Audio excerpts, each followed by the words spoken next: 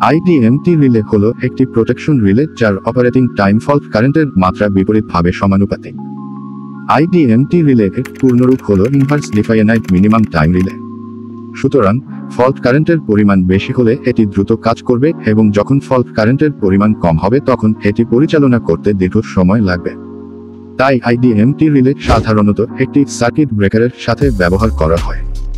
এই রিলে যখন ত্রুটি অনুভব করে তখন এটি সার্কিট ব্রেকারে একটি সংকেত পাঠাবে এবং সার্কিট ব্রেকার সার্কিট ওপেন করে দেবে।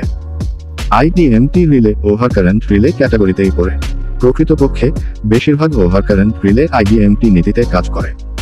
উদাহরণস্বরূপ, যদি একটি আইডিএমটি রিলে 25 কিলোঅ্যাম্পিয়ার কারেন্টের জন্য 2 সেকেন্ড সময় নেয়, তবে 30 কিলোঅ্যাম্পিয়ার কারেন্টের জন্য এটি পরিচালনা করতে 1.5 সেকেন্ড সময় নেয়।